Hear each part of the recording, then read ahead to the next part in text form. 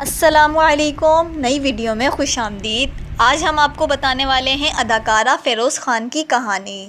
میرے ابو ٹیکسی چلاتے تھے، فیروز خان کی زندگی سے جڑے سچ۔ اداکارہ فیروز خان آج کل موضوع گفتگو ہیں۔ اپنے ڈرامے خوانی کی مقبولیت کے بعد انہوں نے خود کو ایک کلاس اداکارہ کی فہرست میں سب سے آگے کر دیا تھا، لیکن پھر اچانک ان کی زندگی نے ایک نیا موڑ لیا اور انہوں نے کچھ عرصہ پہلے یہ اعلان کر دیا کہ وہ اب شوبز کے لیے کام نہیں کریں گے، اور اگر کیا تو اس میں صرف تبلیغ کا عنصر ہی شامل ہوگا۔ پچھلے دنوں میں جب وہ وسیم بادامی کے شو میں آئے تو انہوں نے پہلی بار اپنی زندگی کے ان رازوں سے پردہ اٹھایا جو کوئی نہیں جانتا تھا۔ فیروز خان کے والد ایک ٹیکسی ڈرائیور تھے اور وہ انتہائی مڈل کلاس گھرانے سے تعلق رکھتے تھے۔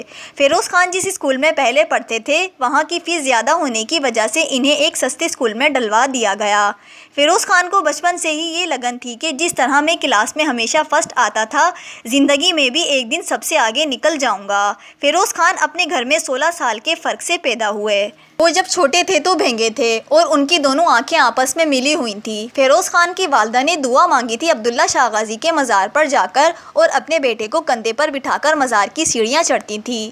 فیروز خان بچپن ہی سے کافی موٹے تھے اور اس وجہ سے ان کا مذاق بھی بنایا جاتا تھا۔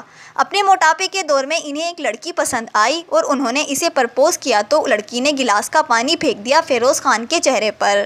فیروز خان کافی عرصے سے اپنی زندگی کا مقصد تلاش کر رہے تھے اور پھر کچھ یوں ہوا کہ وہ حج پر چلے گئے جہاں اتفاق سے سارے کام ہوئے۔